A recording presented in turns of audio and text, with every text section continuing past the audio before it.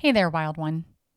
If you've listened to episode 42, Healing the Mother Wound by Nurturing Your Inner Daughter with Jada Dobesh, you'll know that recently she was on the podcast and we talked about something in that conversation that really stayed with me.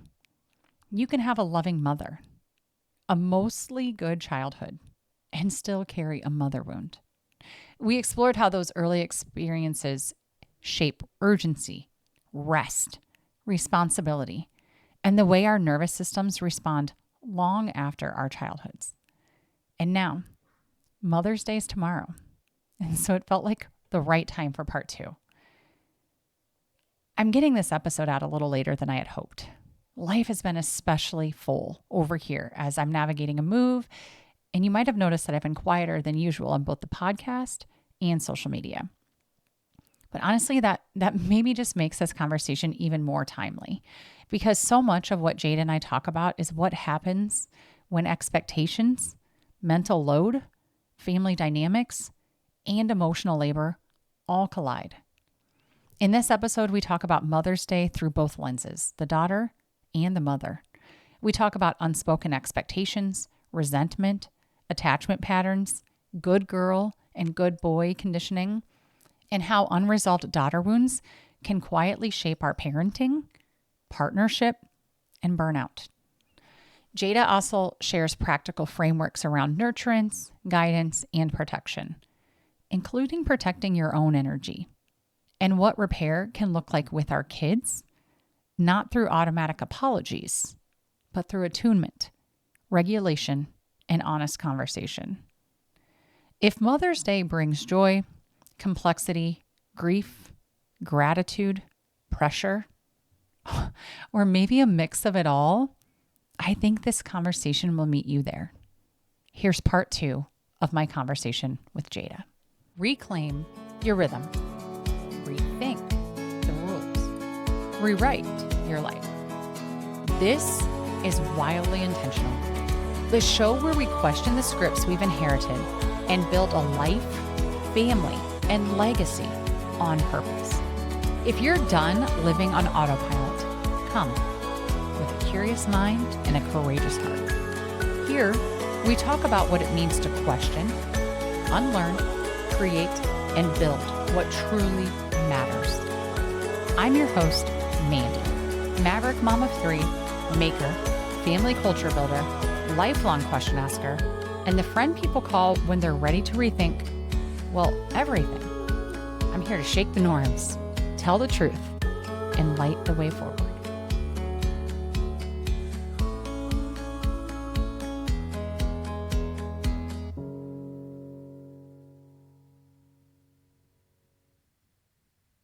Jada, thank you so much for coming back.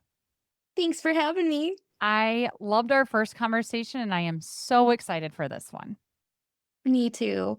So we're shifting from the last conversation of daughterhood to we're both active moms. And Yes. we don't want to, we want to break the cycle. We're birth cycle breakers. So before we dive into this conversation, I want to give you a chance to introduce yourself. Who are you and what do you do?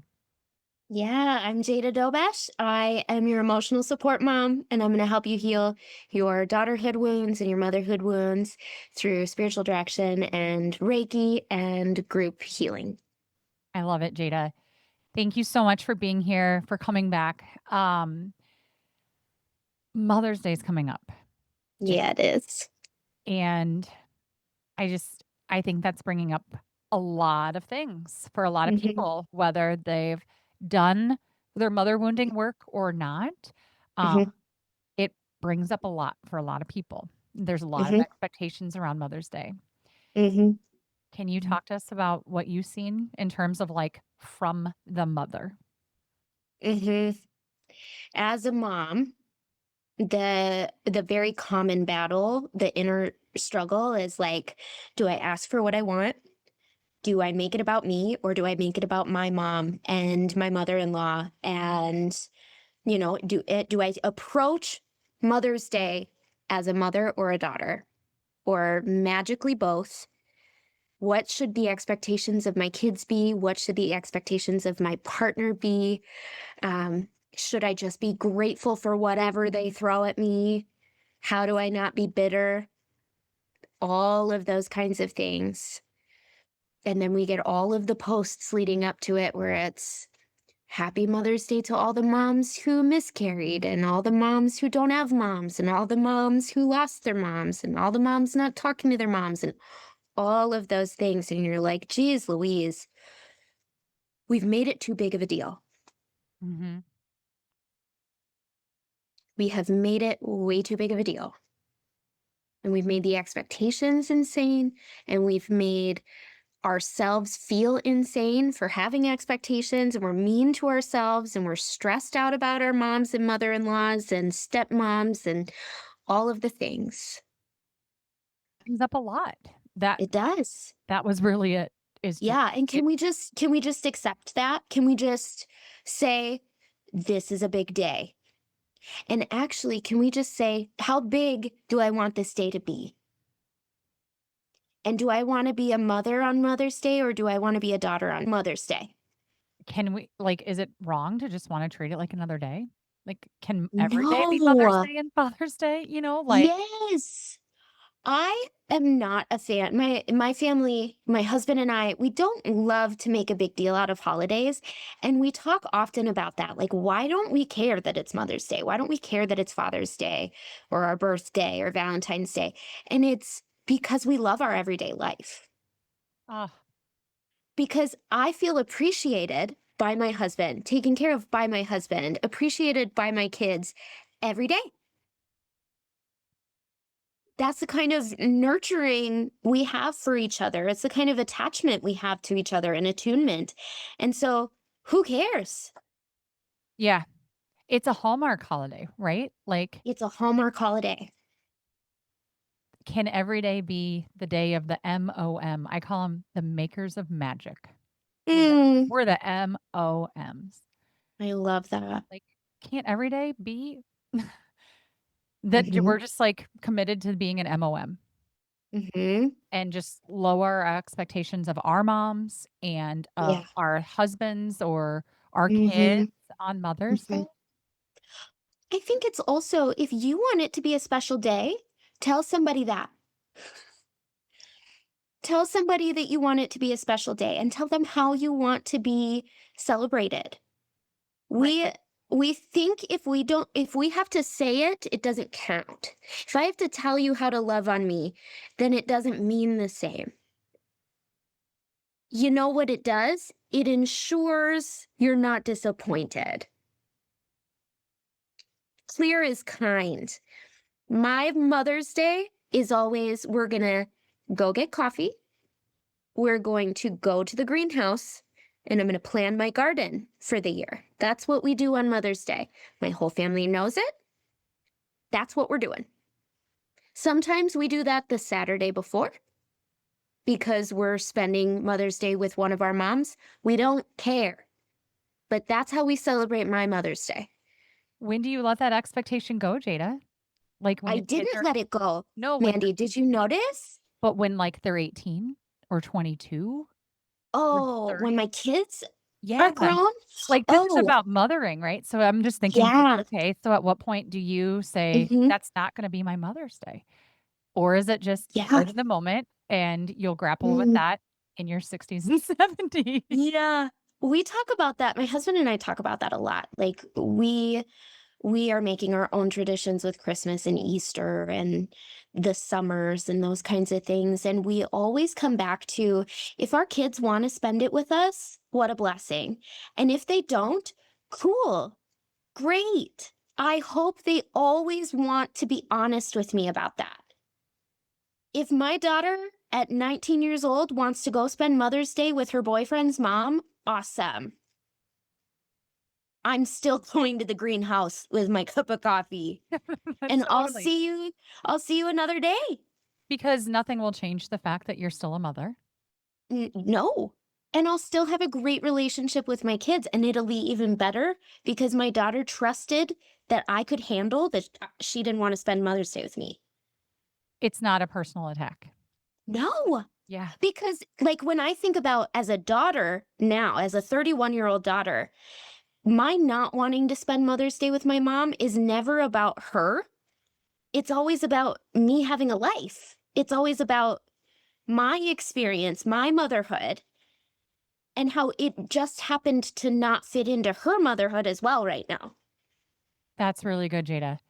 I love too that you were saying just like declare what you want the day to be, right? Yes. And I think like to push that a little further, mean Hmm. what you freaking say. Like Oh, if you're like, yes. I don't need anything, but then you're I gonna just bitch want a about day not alone. getting something, then like that's just an unfair situation to put your husband in. Yep. Mean what you say, right? So if it Well, means and you're, something to you, say it. Stand up for yourself yeah. and say, this is what I want. This means a Yep. lot to me. And if it doesn't, then truly let everything slide. Yep. And here's the thing, we were taught to be girl next door. I don't care. I don't even like flowers. No, that's a lie. You want flowers. You want to be treated special. You want to go out for brunch. You want to be pampered. Just own that. At the very least, you don't want a day to yourself. You don't want to be alone. That's isolation. That is a freeze response to your nervous system. It is a warning sign that you are overdoing it. It is not a true desire. If you are telling me all I want for Mother's Day is a day to not be a mom, you are telling me that you're burnt out and we need to fix that now. What would you recommend they do? Yeah, they need to Burnt go out. back and heal their daughterhood. They need to go back and repair and create some escape routes so they quit fawning, they quit freezing, they quit fighting, they quit running from what hurts. We've got to heal those things. We got to heal the daughter that is working so, so hard inside of her to make sure that nothing slips, that she does everything right, that everybody loves her, that she doesn't disappoint anybody. That girl is who's burnt out. And that girl is puppeteering grown up you to say, I just want a day to myself. Go back and listen to the last episode of Jada and Mm-hmm. then come back to us because we're talking about Mm-hmm. motherhood.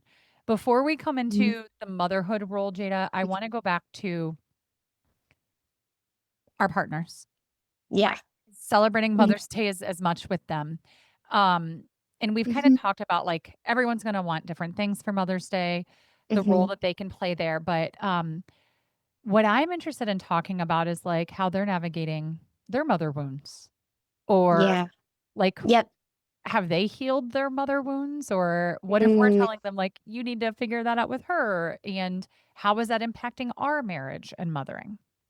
Mm-hmm.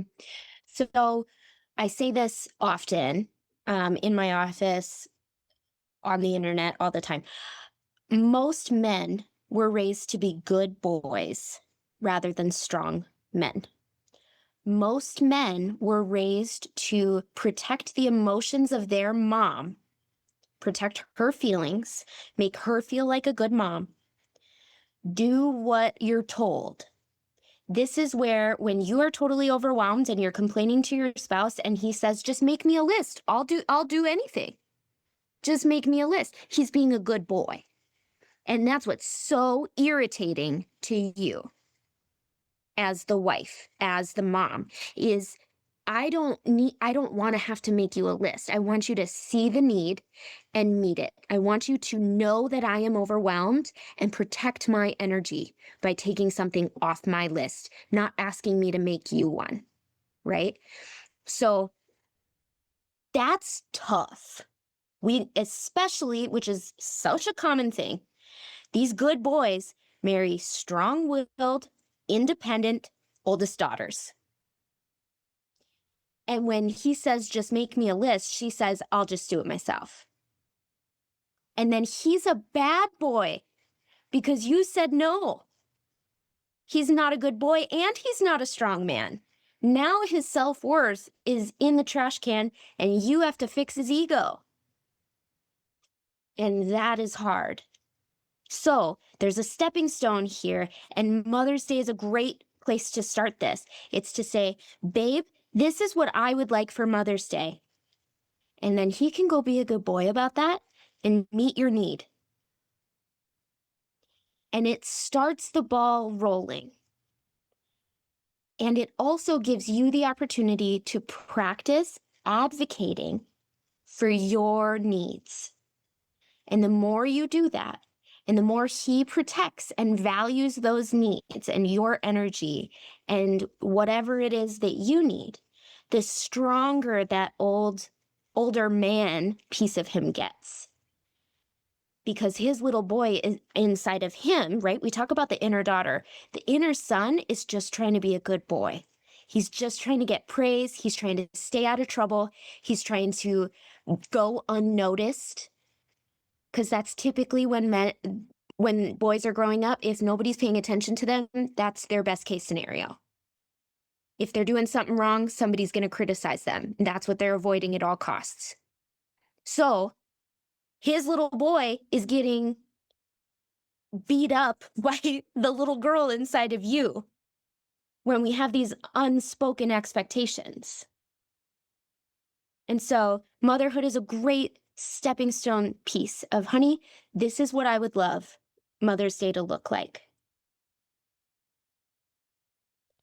Let him do it. Let him succeed, because masculine energy wants to be admired and approved of. Feminine energy wants to be adored. That's where Mother's Day is so great, right? Like, I want you to adore me. I don't really want it to be about appreciating what I do as a mom. It's like, yeah, of course I'm going to do that. I want you to love the way that I mother. I want you to want to spend time with me. Masculine energy wants to be approved of and adored. Thank you for the way that you celebrated me today. I really appreciate that. I love the way that you included the kids in that. That's the language our partners need. That's so good, Jada, because I mean, are hearing so much nowadays about the mental load that moms are carrying and how so many moms feel like they're mothering another child and they don't actually have a partner because it's like, I Yeah. have to tell you what to do and it's just easier to not. So, what, like, is that the mom's responsibility, like our responsibility to do something different for our partners in that Mhm. way? Is that Mhm. their inner child that needs healed? Like, how do you bridge Yes. that gap in mothering? Because Yep. I want to mother with my partner, right? But Yeah. partner, not another child. Yep. So for my husband and I, this came down to trust. I didn't trust him. There were the first couple of years of marriage, I would send him to the store for 3 things. He'd come back with 2 of those things and a bag of chips. And then I'd either have to make something different for dinner and pivot, or get in the car and go get it myself. And my therapist said to me, no, stop overfunctioning for him. It's going You're to right. sound condescending, but saying, oh, shoot, I guess you'll have to go back to the store. Or I guess you're in charge of dinner then. And letting there be a gap, right, in the functioning is the hardest part. And admitting to my husband, I don't actually trust you to follow through on things, was so devastating for him. And it cured our marriage. Like, it saved our marriage before it was in trouble. Because he wanted to be a husband that was trustworthy. And I think most husbands do. Mhm. Most husbands want to be strong men, but they were not raised to be. When we talk about nurturance, guidance, and protection, those are the 3 things moms give. The guidance, that piece is usually missing because moms typically just tell their sons what to do. Go pick up your jacket, put your backpack away, not look around, we got to clean up. What needs to be done? Rather than saying, take out the trash, saying, I trust you to take out the trash when it's full. That's guidance rather than to-do lists. And so I understand that you are going to be raising somebody else's son in your marriage for a little while, but what it really comes down to is trusting that he will rise to the occasion if you're not overfunctioning on his behalf. I love that, Jada. That's so good. So it's nurturing, guidance, and protection Mm-hmm. with your spouse or partner. Mm-hmm. You guys are both providing those things, but mom can't provide those things if dad isn't protecting. And most of that protection is actually protecting mom's energy and capacity. Because we all know when mom is stressed out, mom is not a snuggly, gentle presence, right? Everything is in a minute. I can't right now. I have to get this done. Turn that off. It's too loud. Turn it down, right? Everything, all of the nurturance is gone, right? She gets cold when she's not protected. And so dad's job is to protect mom. We get frustrated too in co-parenting, right? Because moms are the ones on the internet learning about Dr. Becky Goodinside and learning how to gentle parent and learning how to do all of these things. And then she teaches dad or sends the podcast episode and hopes he listens and takes it in. And then it feels like I have to correct his parenting. And that's really frustrating. Yes, you're right. It is really frustrating. And you have tools and capacity that he doesn't have because he was raised to do what he was told. You were raised to meet needs. I want to dive into motherhood, but Mhm. it just, and I know you're not a therapist, right? And so like Mhm. it's different. Yes. Yep. Yes. No, it's not. It's actually, it's daughterhood. So we're back to healing daughterhood. This is attachment theory. And attachment theory, we used to think was just between mom and kids, and you grew out of it, and then you didn't have attachment theory stuff anymore, or attachment styles anymore. But it turns out everybody you have a strong relationship with, you have attachment to. The way that you attach to somebody, there's different attachment styles. The 4 attachment styles are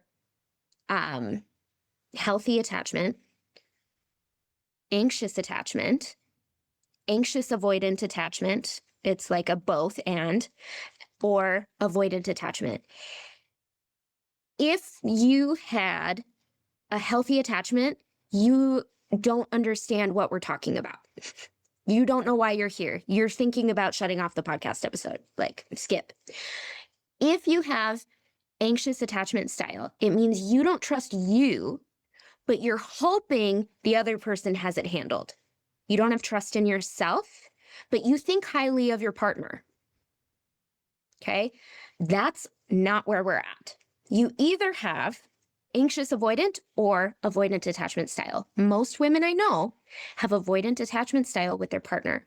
They do not think he will meet their needs, so they avoid their partner. I'd rather do it myself.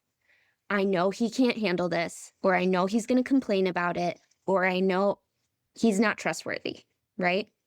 So I will overfunction to compensate.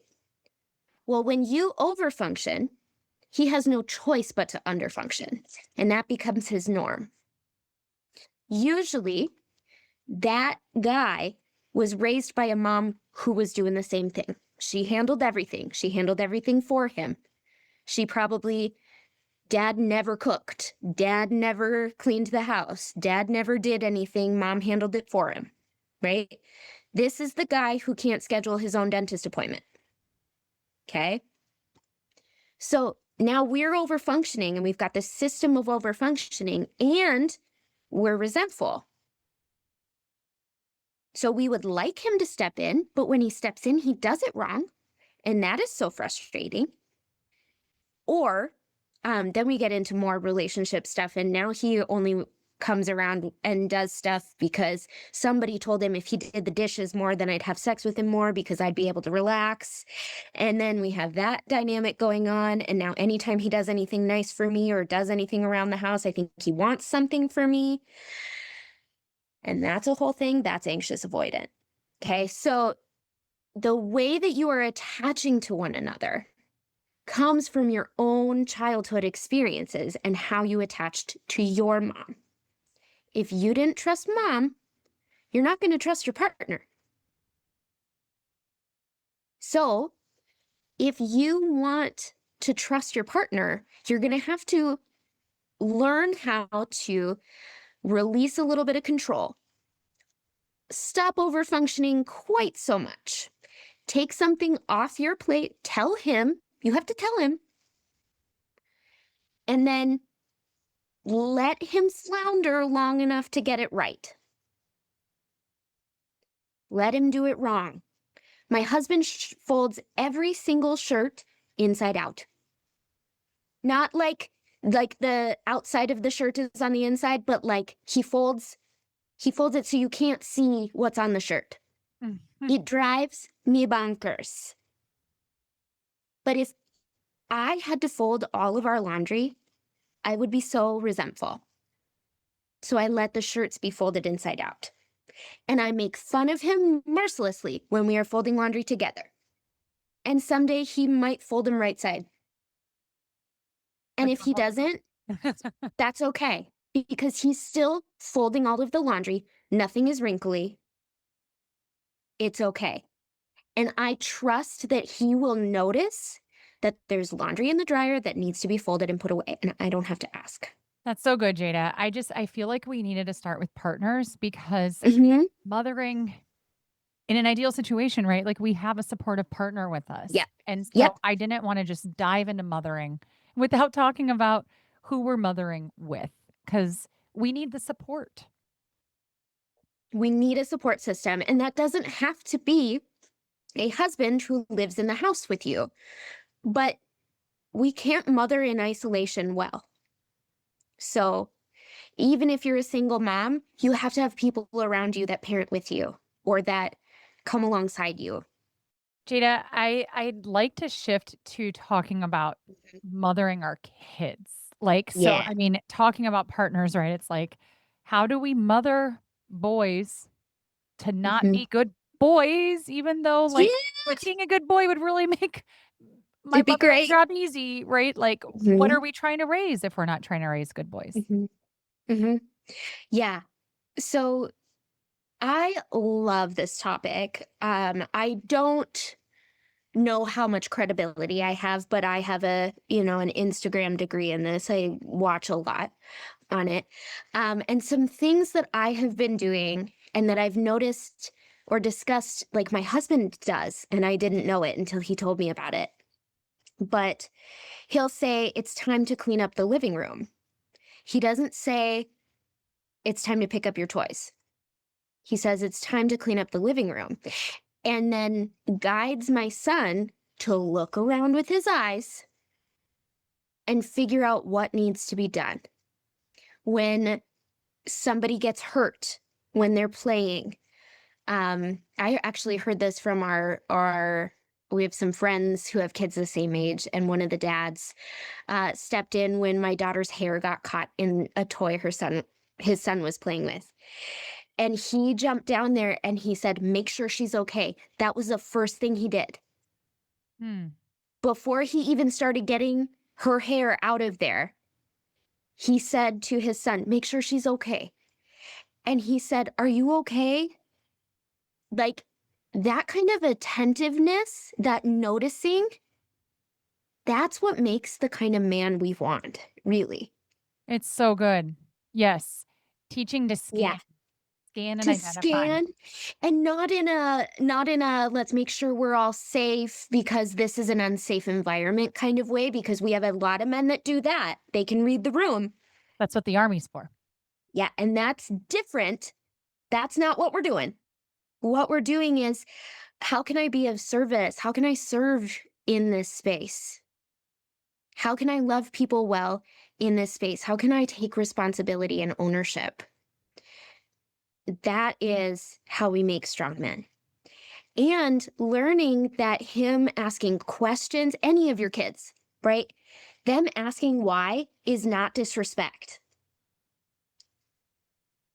It's them seeking guidance. And we're triggered by it. because do as I say, not as I do, and because I said so, that's what we were raised on. But when your kids are asking why or disagreeing with you, they're seeking guidance. I love that because my background's in innovation, and I mean, part of the reason I Mhm, left was to tell them, like, I don't wanna wait until my kids are in their 40s, 50s, 60s to start to question why we do things or how we do things, that right? It's like, mhm, I don't just want a little robot running around.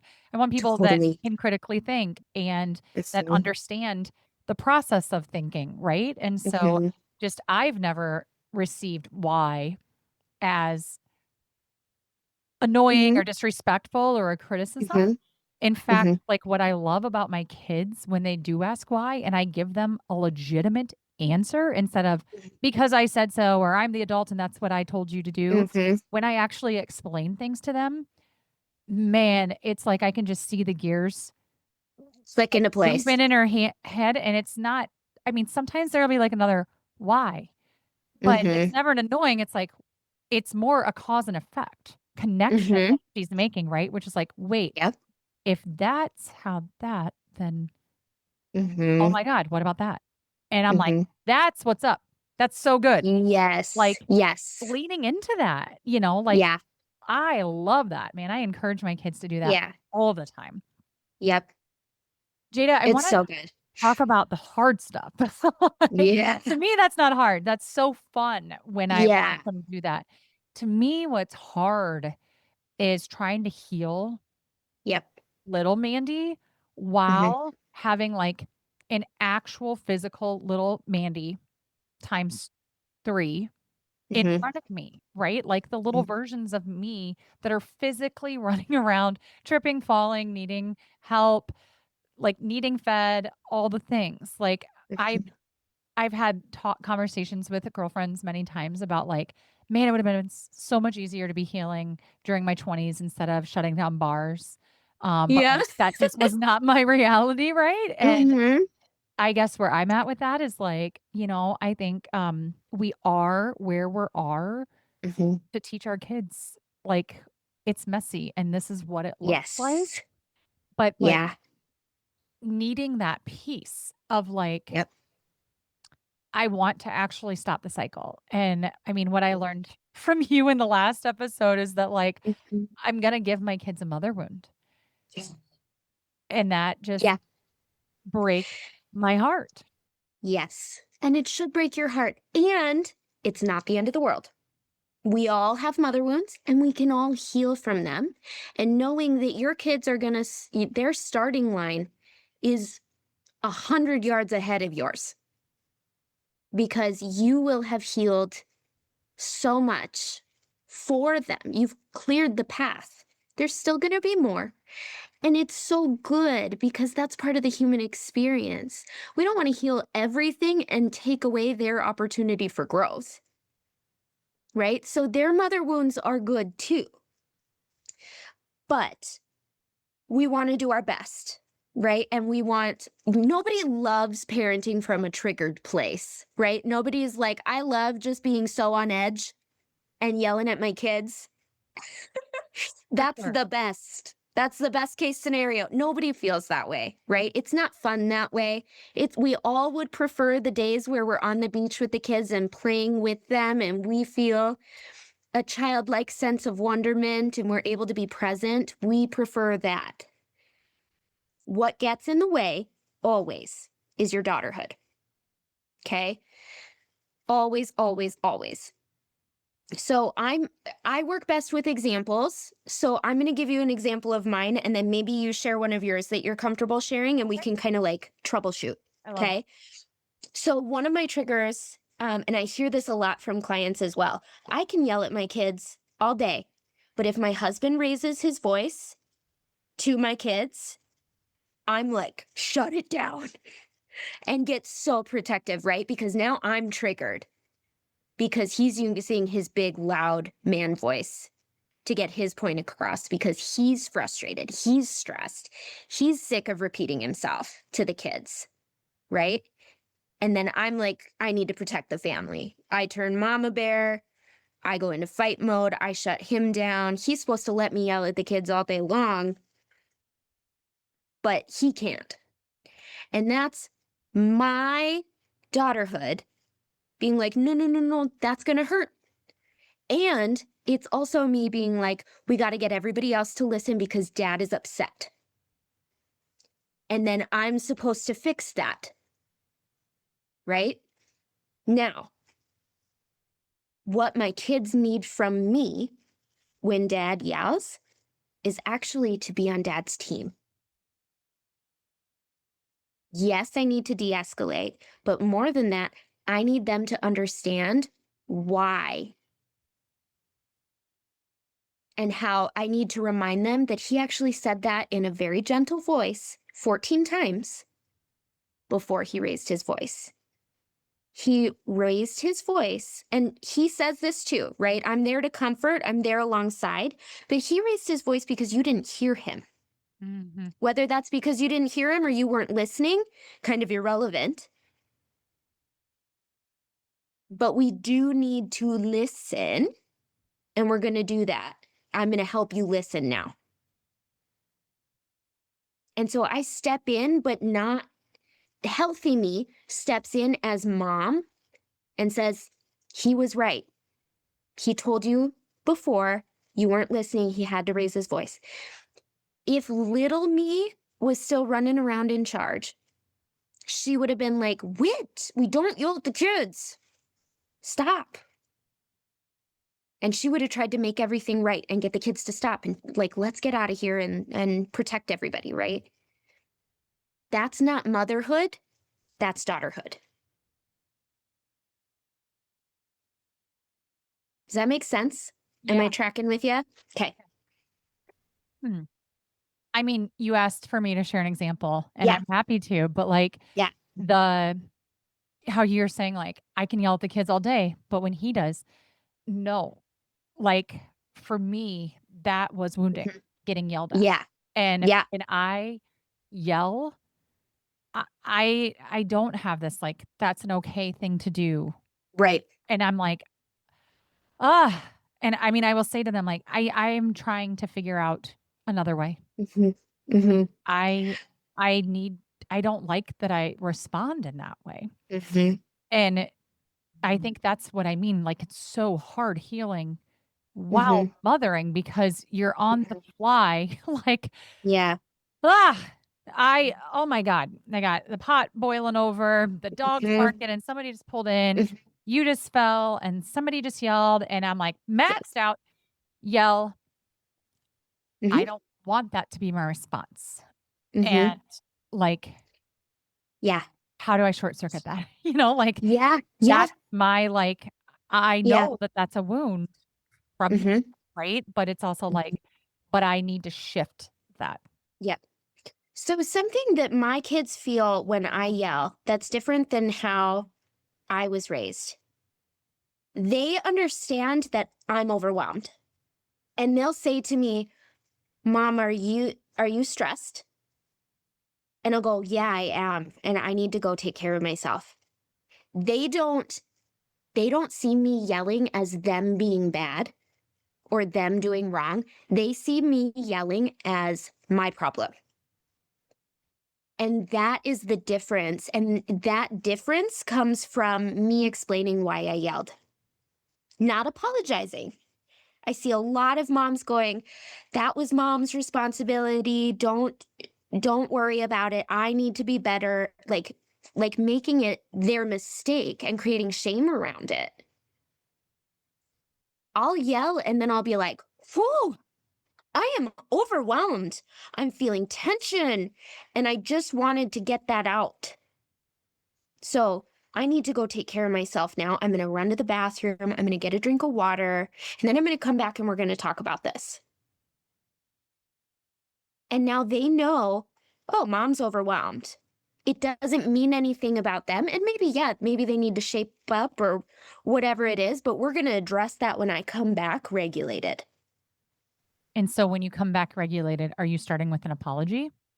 No, Okay. no. So If how are I you doing that if I then? was a jerk to them, sure. But I apologize specifically for that, not for my tone of voice, not for yelling, because in my house, it's not bad to be angry. Anger doesn't mean mean. Anger doesn't mean violent. Anger doesn't mean a problem. Anger is an emotion. And so I don't start with an apology. I start with what was going on. So I'm trying to think of a really clear example, but like I'm stressed out about XYZ and the kids were fighting. I asked them to figure it out. I asked them to separate, to take a break, whatever. They just argued with me and then kept arguing with each other. And so we'll talk about, okay, what's really going on with you guys? And we'll dive right back into their root problem. And we will work through, Merrick wanted it this way and Audrey wanted it this way, and we got into a fight about that. Great, we need to solve that. Because my yelling wasn't actually the problem. That was an outburst that happened. That was an expression of energy. And it didn't hurt them. Now, if I said, you guys are being little shits and I'm mad at you, like, that's not what any of us are saying. I just think so often people hear repair with apologize, Yeah. like they're almost used as synonyms. Yep. And for me, and I know my kids really well, and they're engineers, right? They want to know how things work. And so for me, repair is so much more about explanation. Like, let's take apart what just happened. Because they didn't do anything that requires an apology, and I didn't do anything that required an apology. We say sorry too much. I also don't make my kids apologize. That's a whole nother thing. I don't make them do it. Yeah, I'm just thinking, like, is the need to have an apology part of our wounding? Yeah, we were told all the time, say you're sorry. Like, those two words, I'm sorry, are going to fix anything. It doesn't change your behavior. It doesn't change how you feel. It dismisses the problem. And we're not even going to discuss it. And so the little girl inside of us is like, say you're sorry. And then the teenager in us is like, what do you have to apologize for? That's so good. So walk Yeah. us through a regulated Mhm. comeback to a heated situation, or Mhm. not a heated situation, an outburst Mhm. of anger, as you said. Like, I love Yeah. that. Like, all feelings are okay to be felt. I want to Yeah. be there that way, you know, like Yeah. that's what that was. But I think Yeah. it's wounding to be like, I have to come back and apologize to you that I Mhm. yelled. I Yeah. didn't yell. When Yep. really that is an okay response. Yelling doesn't hurt anybody. Yelling mean words hurt people, but you can do that in a whisper. Yelling is not the problem. A very common occurrence in our house is I will be getting ready in the morning upstairs in our bathroom, and I'll come downstairs, and my daughter is nowhere near ready to go. Her bag is not packed, her shoes are not on. Meanwhile, I've asked her 6 times to do that, and I will yell, "What are we doing? I asked you to put your shoes on. Let's go." Okay, here's the thing. Some of us are going to be triggered by what I just said, because some of us have daughter wounds of always being an inconvenience for somebody. It being inconvenient that you weren't ready. It being like you needed to prepare so that when mom was ready, we go. Right? My mom used to run around the house. Why aren't you guys ready? Why aren't you guys ready? And we would all be standing at the door. She was the one that was not ready. Mm. And I, in some ways, am doing the same thing to my daughter. I just got down the stairs and got my coat on. And I'm saying, why don't you have your coat and shoes on? Like, she's supposed to be sitting there all buttoned up and ready to go in case I'm ready. Right? So what's actually happening, first of all, she's not coming into this with what I have. So she is not hearing that and feeling all of the times that I experienced that inconveniencing somebody else feeling. So usually she goes, "Oh, sorry," and grabs her stuff. She got distracted. My tone of voice did not bother her. She does not feel bad. She does not feel like she did anything wrong. She got distracted. And she's like, "Oh, I forgot." And she will get her stuff and we will get in the car. And so sometimes repair looks what what song do you want to listen to on the way to school? And we just move on. Because sometimes it's the only repair you need to do is get back to a regulated state. Right? If I stay fired up and irritated and I linger on it, that's one thing. Where it's like, okay, that's not regulated. Now I'm huffy in the car for what? She did what I asked. Right. It Let took it go. 30 seconds more, right? Okay, sometimes it's just like letting it go and showing her that I'm calm now by asking a playful question, by smiling and looking at her when I say, "Okay, are you ready?" Sometimes that's all the repair we really need. Sometimes she'll tell me, like, she will show on her face that she feels like she screwed up in that instance, right? Sometimes the words land differently. And then I look at her and I say, "It is stressful to get ready on time some mornings. It's hard. We're all doing our best. We're going to make it to school on time." And she'll kind of, yeah. Sometimes it's just acknowledging, like, you're stressed out too. You didn't feel like you had enough time this morning either. So we're going to do a really big hug before we get in the car.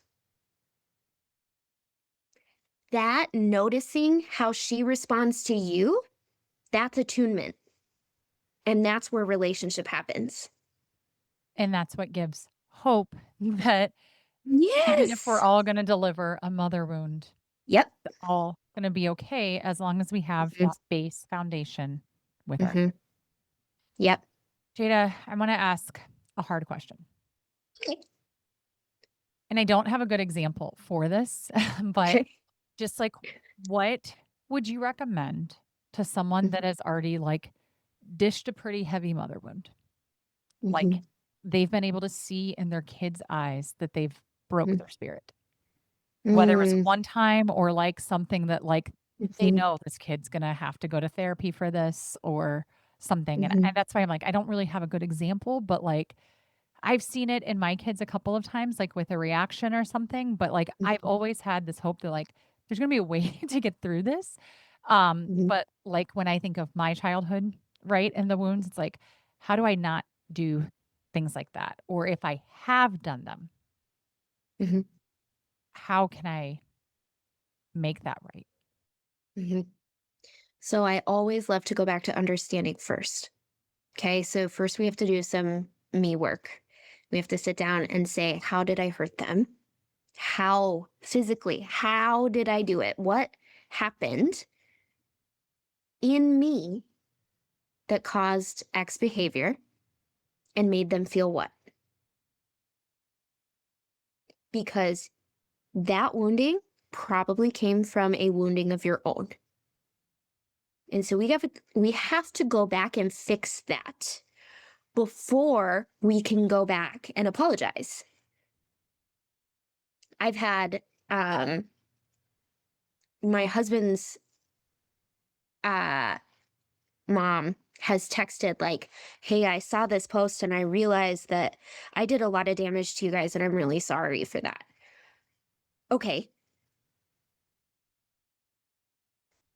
what do I do with that? Right? But if you can say, "I did some reflecting. I figured out that I hurt you in this way and I'm sorry about that, and here's what I'm doing to change so that going forward, this is how I can treat you." And this is how I hope you'll receive that, because this was my intention. And this, I see that it didn't come out that way. And I see how it's impacting you. And I'm here to talk about that with you. And I'm here to help you get whatever help you need to fix that, to heal that. But I want you to know that I love you, that I'm working on it. Like, it's okay for you to be human. It's okay for you to share that. I took my son to a doctor appointment recently to out of concern for some of his mental health stuff, and then the doctor and I were talking, and I said in front of my son, I know, I was listing a bunch of things, and I said, and I know his big sister is in, she's a classic big sister, she's a classic oldest daughter, she can be a little bit bossy and have high expectations of him. Well, guess what that little 5-year-old boy went home and did? He told his sister that I said she was bossy. And guess what? She came up to me and she said, Mom, I don't like that you said that I was bossy. And I said, you are totally right. That was wrong of me to say. And actually, I don't even believe that you're bossy. I just used really bad language. I didn't mean to use that language. That's language I grew up with. People called me bossy. And I should have said it different. And I'm sorry. And I will not say it again because I don't believe it's true. Here is what I know about you. And I explained that I know you love to have things done in a certain way. And I know that your certain way is really good. And you share that with other people. And that is leadership, and that is a skill. And I really admire that about you. And then she smiled and she said, okay, thanks. That's awesome, Jada. That's so good. Yeah. But we have that relationship. That relationship is the key, right? That attunement. And if you don't have that right now, you can have it. But you have to have that openness and vulnerability and share that that's what you want with your daughter or Yeah. with your son. Mm-hmm. One thing my kids do that I'm always really proud of is Mm-hmm. like, you've used the example quite a few times of like, let's get this Mm-hmm. living room cleaned up. Yes. And it's like, all right, we're going to clean up the living room. Then I need you guys to go put the horses away. Then we're going to go do this, then this. And she'll be like, whoa, you just gave us like 5 things, Mom. Yeah. Okay. And I'll be like, Right. that's fair. Okay. And I think that's like back to that sense of urgency growing up, right? Mm-hmm. Like, let's get it going. Let's go, go, Mm-hmm. go.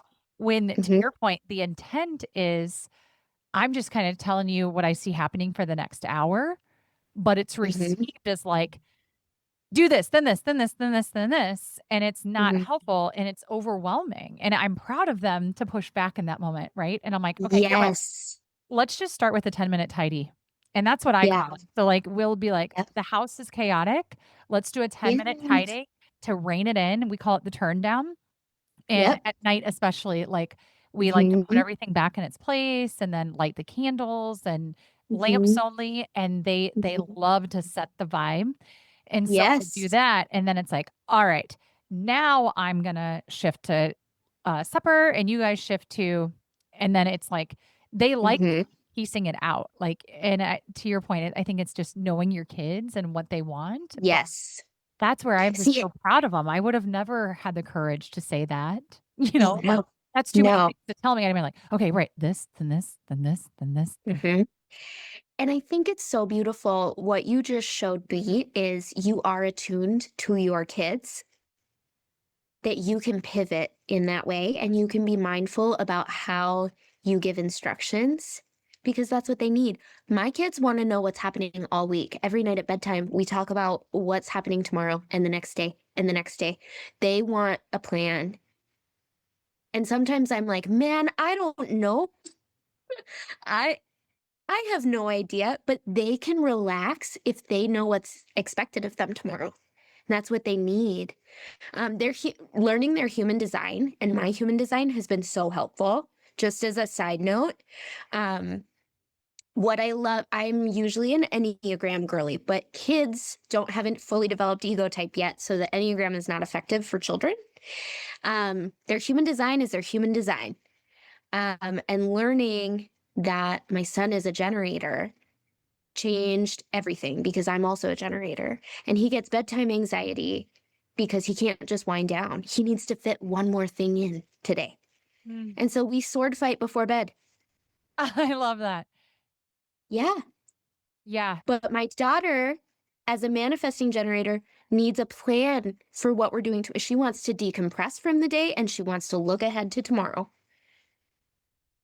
That's really good. Yeah, and telling them too, like the trade-off, like they'll be like, one more chapter, one more chapter. I'm like, hey, I'm Yeah. happy to do this, but at 8 o'clock, it's going to be lights out. So do you want Yep. me to read 2 chapters or did you want independent reading time in bed? Because it's not Yes. going to be 2 more chapters and then you get to stay up And if you want. Like, so mhm. I can go either way. It doesn't matter to me. You just like, I love to read Yeah.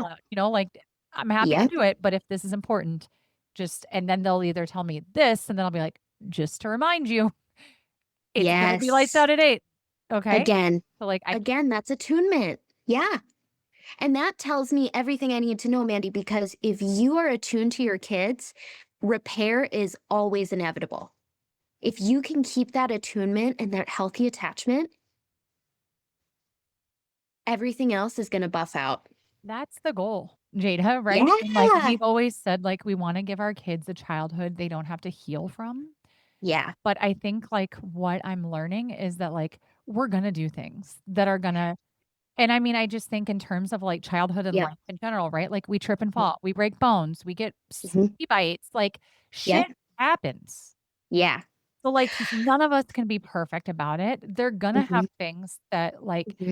I guess to me it's just like really not breaking their spirit, you know? Yep. And like I've always really believed that like we have our own shit to handle and Yep. that we shouldn't be projecting what we thought we should have done as kids or what we thought our parents should have done as Yes. kids onto them, that they're Yep. here with us Mm-hmm. to learn different things from us, right? Mm-hmm. Like I really believe that they've chosen us to be their parents for whatever For a reason, right? reason. Like Yeah. there's something unique that I can give them that they're not your kids for a reason.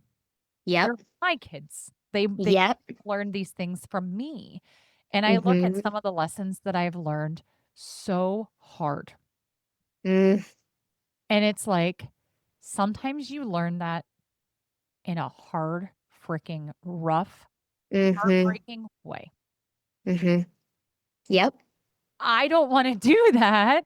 But Yep. at the same time, I also Mm-hmm. consider like, man, like the character that has shaped in me to experience Mm-hmm. really hard things. And like, Mm-hmm.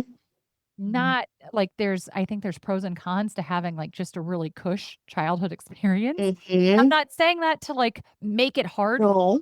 kids because I just think Mm-hmm. life and the heaviness of the world can already be Mm-hmm. hard enough, right? Mm-hmm. Like, so how do I Yep. pave the way where they just know, like, I guess as a mom, my Yep. biggest goal is that they just feel safe, that they Mm-hmm. feel loved. Like, Mm-hmm. these aren't, am I safe? They're not that's not a question bobbling in their head. And Yes. does my mom love me is Mm-hmm. not a question that they need to stew on. Like, they Yep. without a doubt know 100% there's nothing you can do that would Yep. shake my unconditional love for you.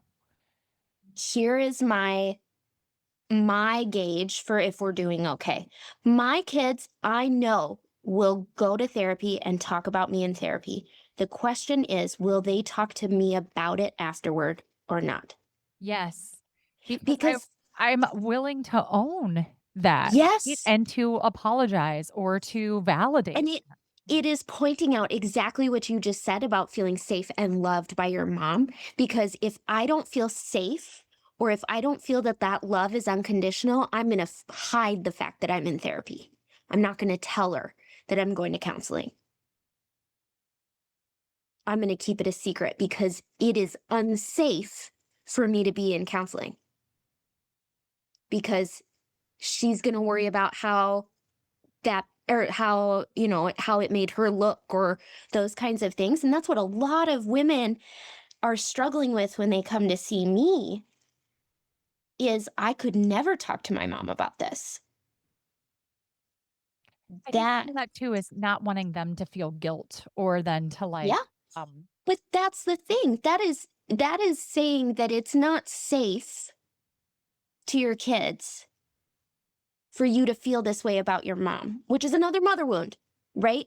But if you feel guilty about how she makes you feel, something's wrong. My daughter didn't come to me and feel guilty that she was upset that I called her bossy. She just told me that she was upset that I called her bossy. That is safety, and that is proof of unconditional love. yeah. So, I want to go back to something we talked about in the last episode yeah, because it's from a different lens now, right? So we yeah. talked in the last episode about needs and wants and how Mhm, little Mandy had needs and wants that weren't met.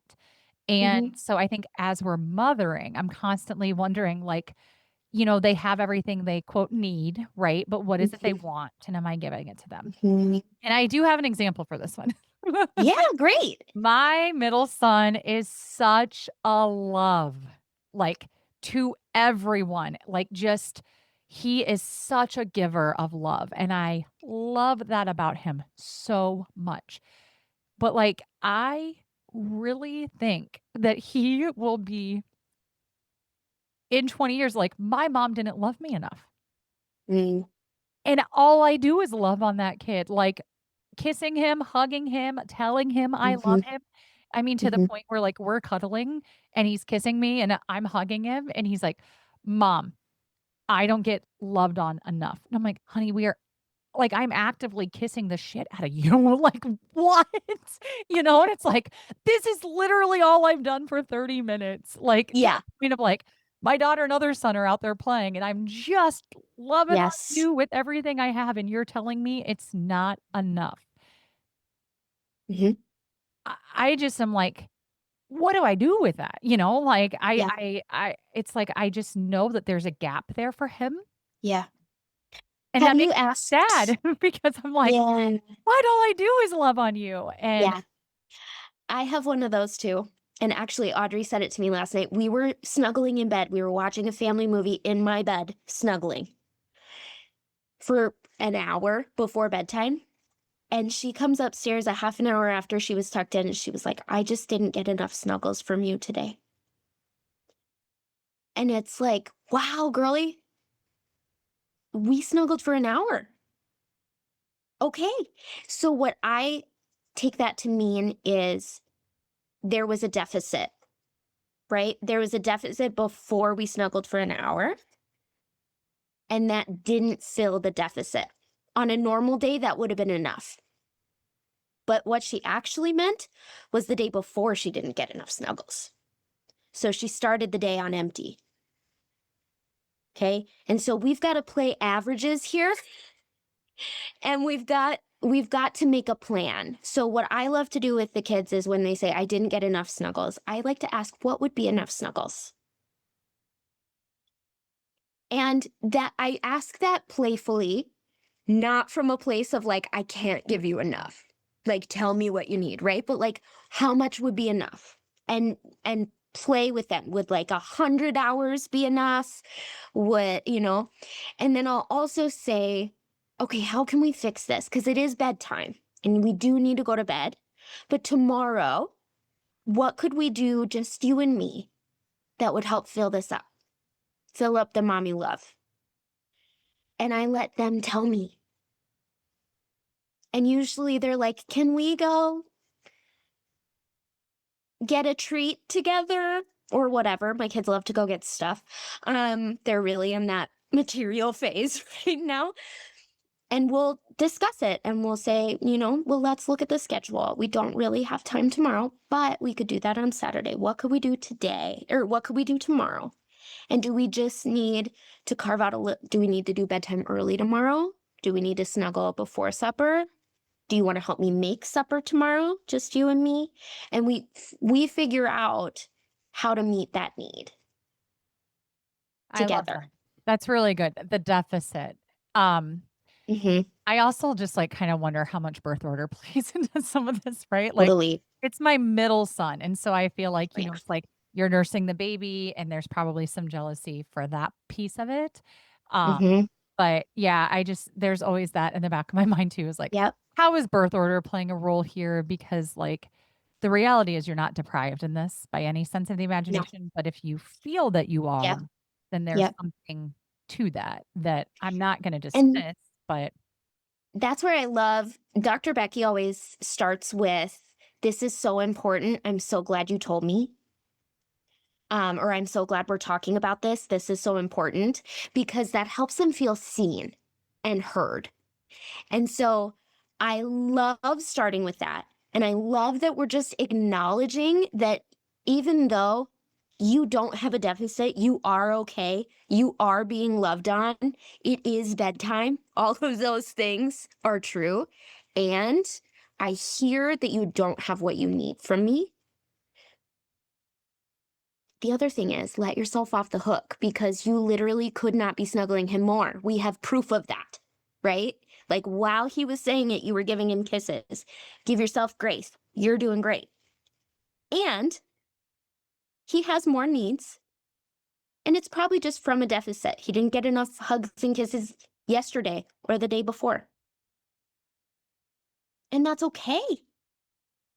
Let's just make a plan. yeah, the way that I've been handling it is, like, when the Hmm. baby goes to bed, my daughter Yeah. is self-smart. Like, I just started reading the Kathy Cook's, like, 8 Great Smarts, and he is very Hmm. much a people smart person, and she is Hmm. self-smart. She really enjoys her independent time, her quiet reading time, her journaling time, Oldest daughter. her Hmm. drawing. And so what's been working really well for us right now is I lay the baby down and then I'll go grab my middle son and be like, okay, this is our secret snuggle time. Like, let's go. And then we'll go snuggle up and she is like, she gets her self smart time where she's able to Yeah. read and to be left And you are alone. meeting all three of their needs at the same time. Yeah. So Aren't that's you a been a big miracle worker? MOM, like Yeah. magic, right? But what unlocked that for me was that terminology, that self-smart and Yeah. learning those 8 great smarts and realizing Yes. that to him as a people smart, body smart, Mhm. nature smart kid, Mhm. dirt is what I call daily independent reading time, alone, Mhm. quiet. That is like Mhm. a death sentence to him. It is a punishment.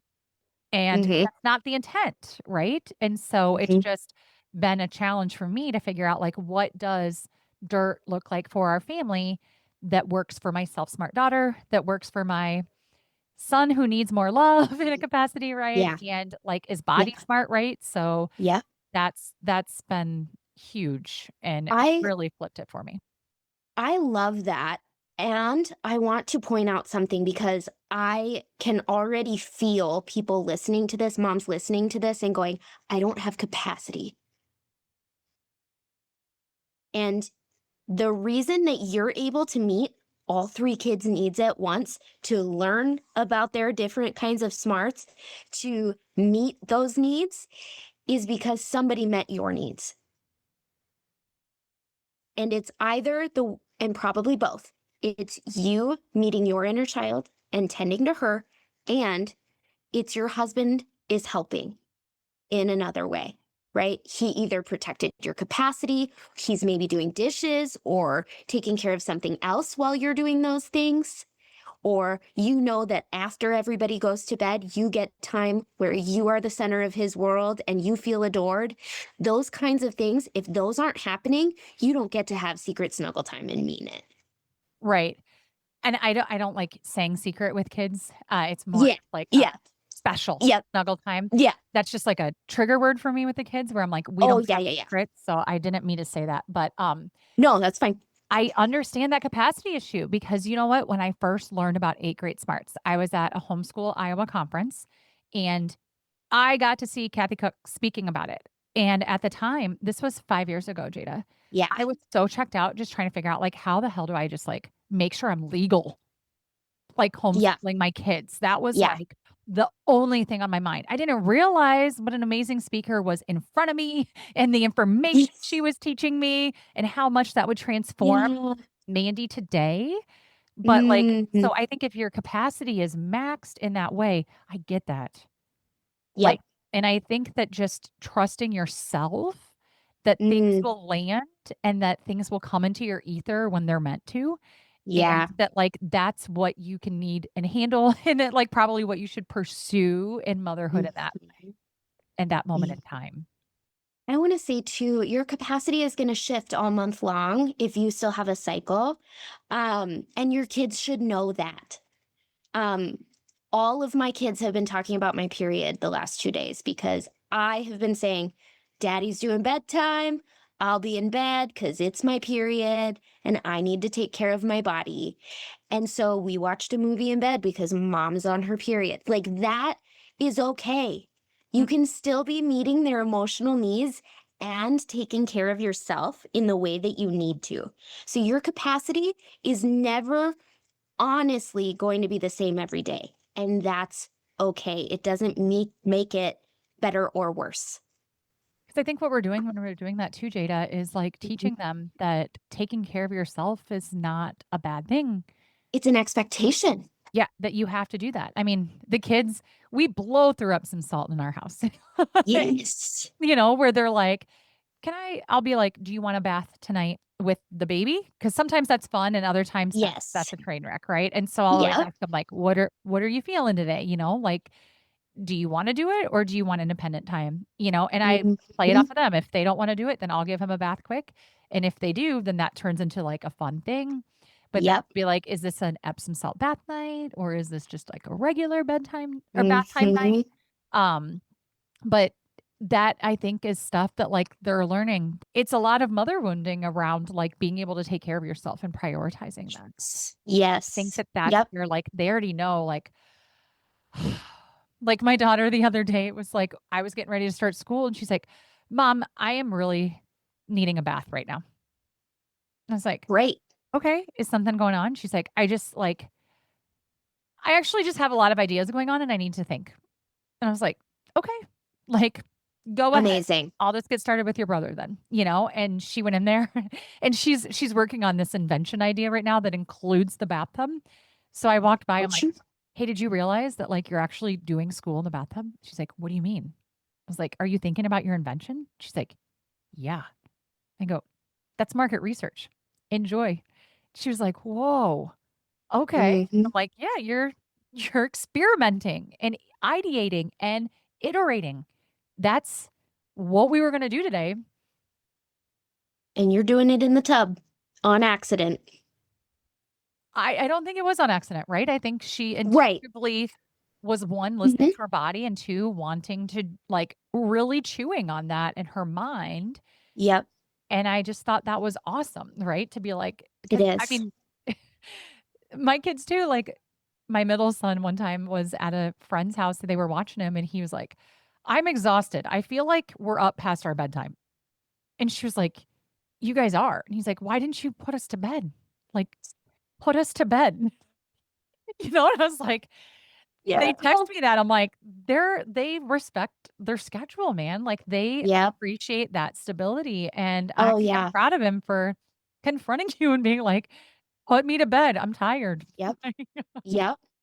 And it is so fun to hear your emotionally intelligent children, like, doing the work that you, like, clawed your way to in your 20s and 30s to, like, make it happen for yourself, and it is just their natural space. Like, Easy that's for amazing. It's been fun, and I'm so proud of 'em. Yeah. And that's Yeah. where I think we have to let our egos go and be like, "It's okay to question me," Mhm. because I think if any of Yeah. us are being even half freaking honest, we don't know Mhm. what we're doing. No, No one, and we might be doing it wrong or including wrong for you, that including kid. me, right? Like, Yes. and that's Yep. daily. There's things coming up Yes. that we're not doing right, and that's hourly, but we're also doing a And lot of things it's right, but not Mhm. all of them. Right. And when you are feeling out of alignment, when you are feeling dysregulated, it doesn't mean that you've done something wrong. It means there's information to process here.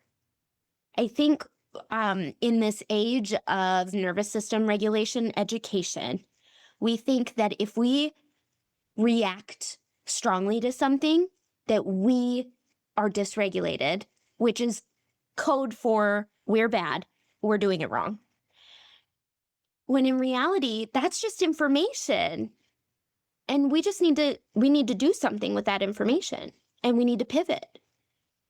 And so I think like all of the stuff that we've been talking about and how we approach motherhood with mother wounds is just to allow yourself the grace and space to transmute where you've been hurt into a different kind of motherhood. I love that, Jada.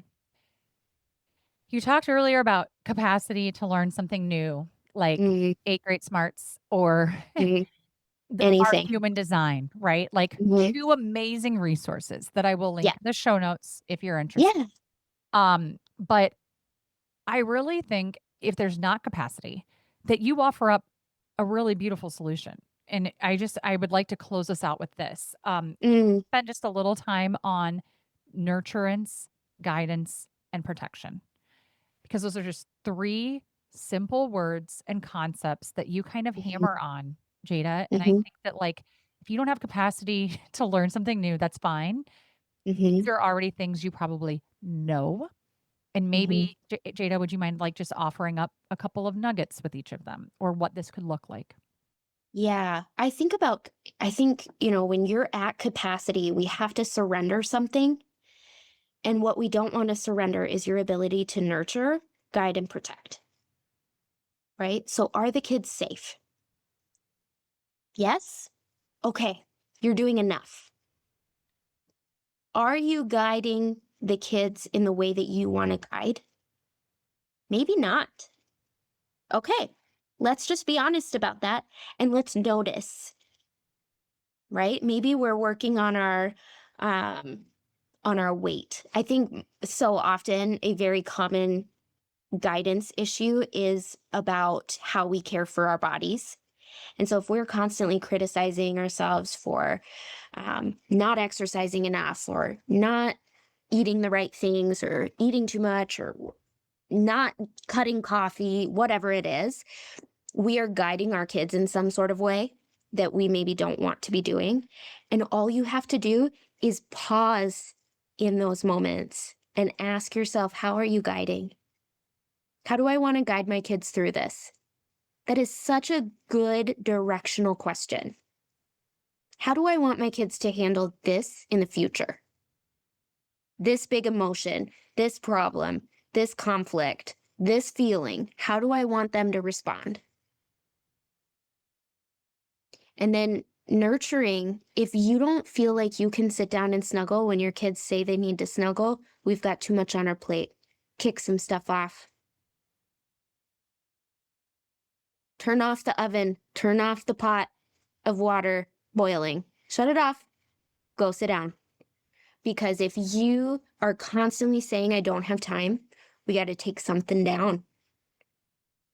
And I know that that's easy to say as someone who owns her own business and controls her own schedule and has a supportive husband. I understand the privilege there, but we can take a minute. And if we can't, that's speaking to our dysregulation, not our kids' high demands. Yes, Jada. I think that, like, really, when they're saying that and we're saying just a minute and we're dismissing, Mm-hmm. dismissing, dismissing, Mm-hmm. they're only actually looking for like 5 to 10 minutes of connection. I know. They're not asking for us like to not go into work or I to know. block off 3 to 4 hours. They would love Yeah. that. They would Right. love that.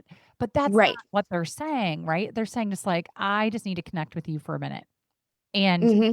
being met with in a minute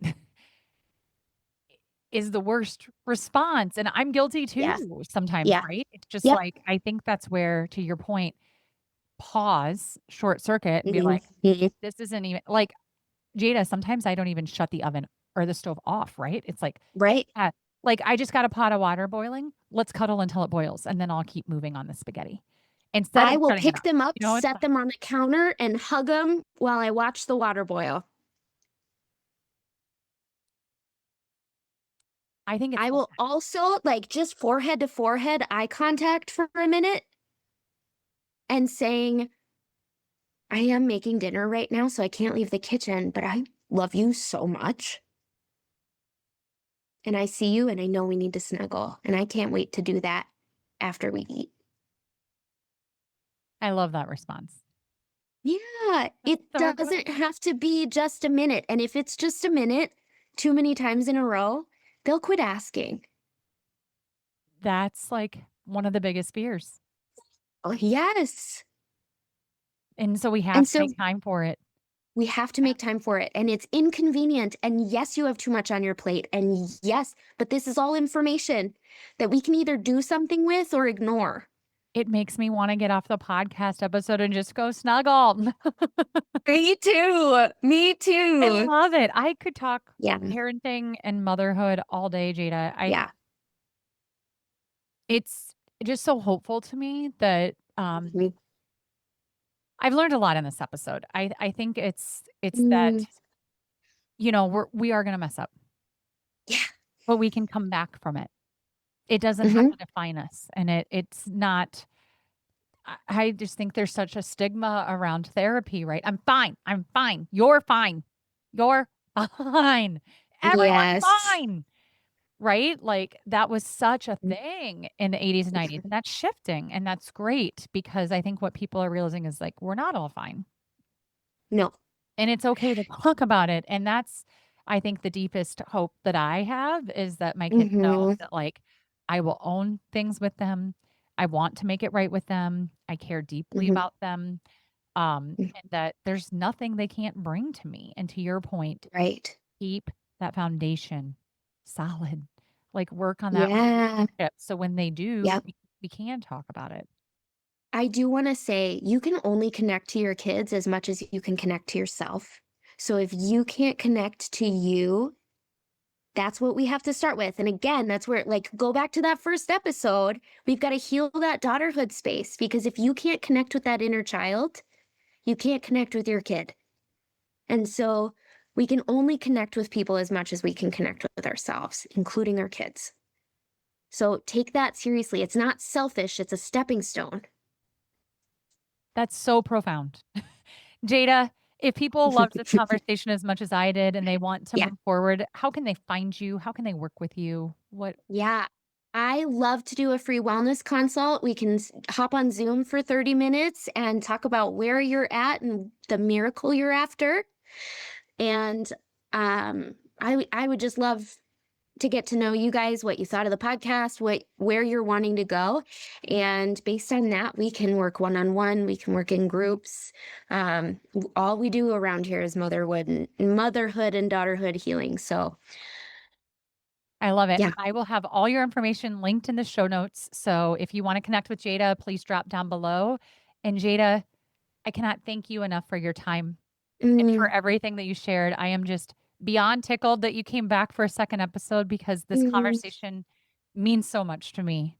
And I think really, it's part of breaking the cycle is figuring out it is. how we're doing this while mothering. So thank you for the depth Yes. that you bring. Thank you for this space you've created. This has been so lovely. Thank you, Jada. This conversation with Jada gave me a lot to sit with.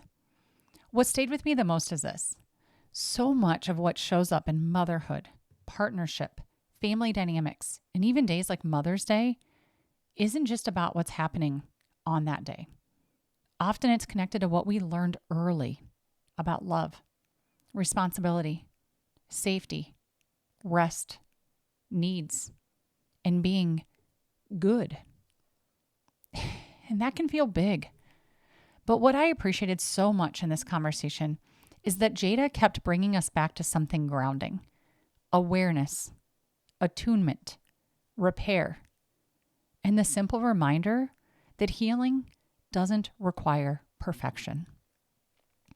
Sometimes it looks like noticing the expectation before the resentment. Sometimes it looks like naming what you need. Sometimes it looks like protecting your energy. Sometimes it looks like letting the people around you learn, grow, and show up differently. And maybe that's the invitation that I'm carrying into Mother's Day.